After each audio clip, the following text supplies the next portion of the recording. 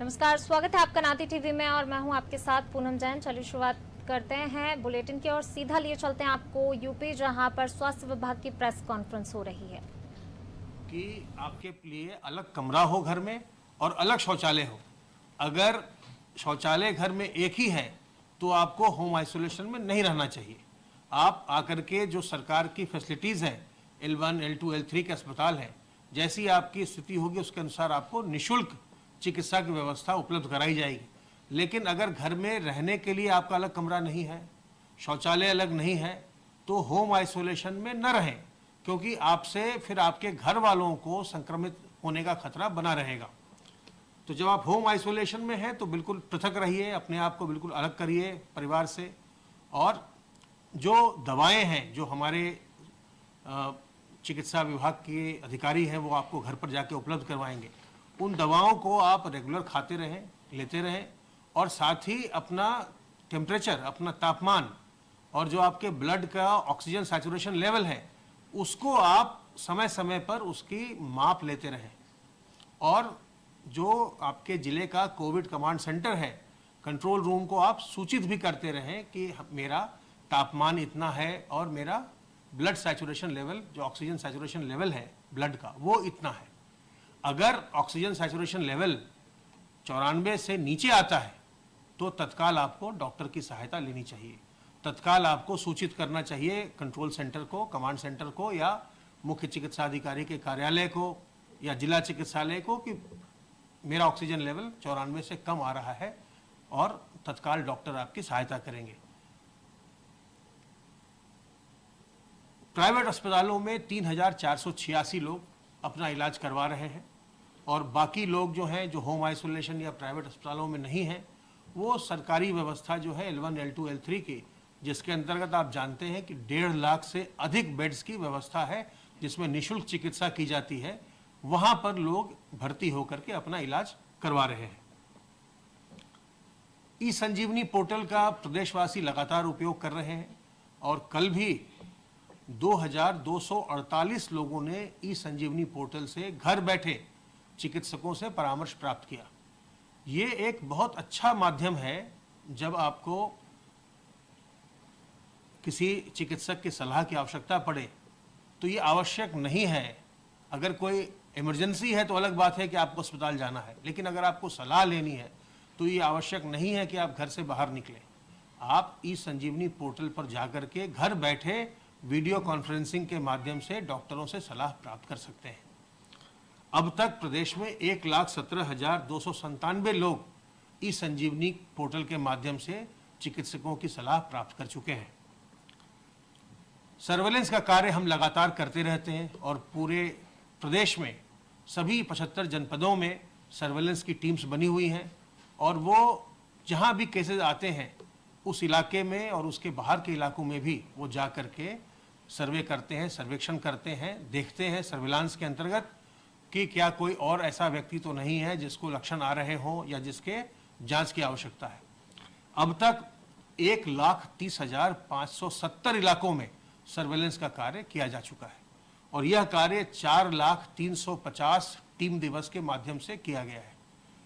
अब तक सर्वेलेंस के अंतर्गत हम 2,60,59,992 घरों को सर्विलांस में ले चुके हैं, और इसमें 12,90,63,390 लोग रहते हैं। कोविड के अतिरिक्त हम नॉन कोविड के वर्क जो है, नॉन कोविड चिकित्सा, उसको भी मॉनिटर करते रहते हैं, और उसके अंतर्गत 1 सितंबर से 3 अक्टूबर तक पिछले वर्ष 23,298 मेजर सर्जरीज हुई थी सरकारी अस्पतालों में। इस वर्ष उसी अवधि में 16,827 मेजर सर्जरीज हुए हैं।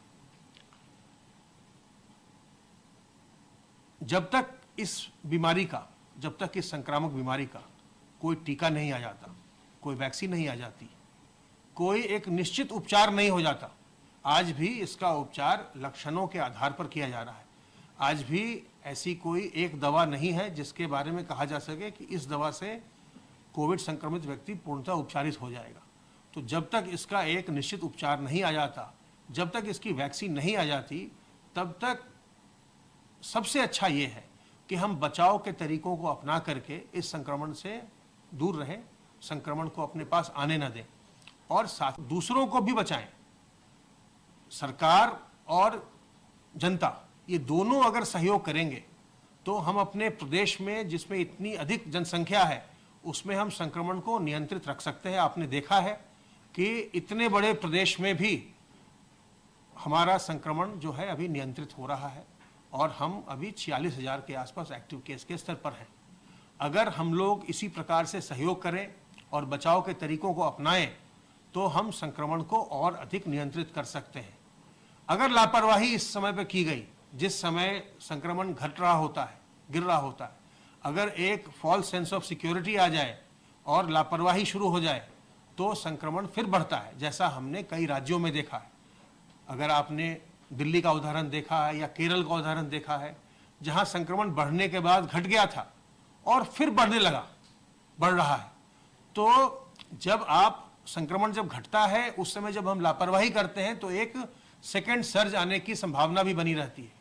तो इसलिए बहुत आवश्यक है कि हम सावधान रहें और हम सेकेंड सर्ज प्रदेश में नहीं आने दें। संक्रमण को हम जहां है वहीं पर हम और नियंत्रित करें और कम करें, और इसके लिए अपने हाथ को साबुन पानी से बार बार साफ करते रहिए।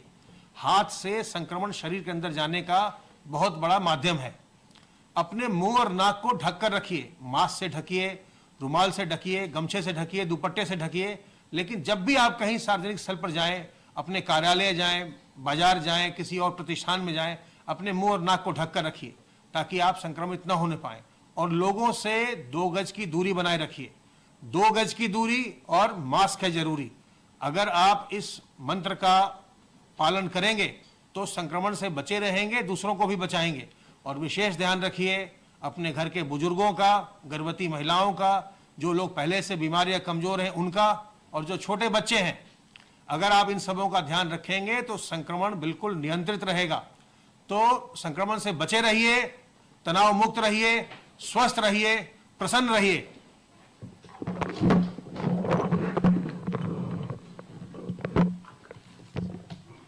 हमारे साथी ने आपको बताया, आज माननीय मुख्यमंत्री जी की समीक्षा में माननीय मुख्यमंत्री जी ने इस पे संतोष व्यक्त किया कि पॉजिटिव केसेस प्रदेश में कम हो रहे हैं, लेकिन हमें अभी भी बहुत सावधानी की आवश्यकता है और जो संक्रमण की चेन है उसको तोड़ने के लिए बचाव और उपचार की व्यवस्था रखनी होगी। आज ये भी निर्देश हुए हैं कि हर ऐसे ज़िले जिसमें 100 से अधिक मामले हैं उनकी पहचान की जाए और वो जहाँ जहाँ पर ये ऐसे संक्रमण के मामले हैं उनको अलग करके वहाँ पर कंटेनमेंट एरियाज़ बनाए जाएं। कंटेनमेंट एरियाज़ में जैसे पूर्व में था हाउस टू हाउस सप्लाई की व्यवस्था की जाए। जनपद लखनऊ कानपुर में संक्रमण की स्थिति थोड़ी अधिक है, इसको नियंत्रित किया जाए। इसके साथ साथ प्रदेश में औद्योगिक गतिविधियों को भी पूर्णतया पटरी पर लाने का प्रयास चल रहा है, जिसके अंतर्गत लगभग 8 लाख से अधिक इकाइयाँ काम कर रही हैं। 50 लाख से अधिक वहाँ पर कामगार काम कर रहे हैं। बैंकों के माध्यम से लगातार इकाइयों को अतिरिक्त ऋण देने या नई इकाइयों को ऋण देने की व्यवस्था चल रही है। लगभग 4,33,000 इकाइयों को 10,000 करोड़ से अधिक के ऋण दिए गए, जो कि वर्तमान में चलती हुई इकाइयाँ हैं। इसके अलावा लगभग 4,18,000 नई MSME इकाइयों को लगभग 14,000 करोड़ के ऋण वितरण अब तक हो चुके हैं। इसकी निरंतर समीक्षा की जा रही है। प्रदेश में इस समय लगभग 15,977 कंटेनमेंट जोन थे, जो कि आज की जो निर्देश हैं उसके क्रम में अब संशोधित होंगे। साथ साथ गृह विभाग द्वारा मास्क लगाने को अनुश्रवण किया जा रहा है। मास्क न लगाने पर चालान हो रहे हैं। ये सभी स्थितियां, ये एक्शन लिए जा रहे हैं इसलिए कि सबको जागरूक किया जाए कि इस समय इस संक्रमण से बचने के लिए जो अभी हमारे अपर मुख्य सचिव चिकित्सा स्वास्थ्य ने जो बताए हैं सुझाव, वो उसको लगाएं। मास्क जरूर लगाएं, हाथ धोते रहें और अपना बुजुर्गों का, बच्चों का, गर्भवती महिलाओं का विशेष ध्यान रखें।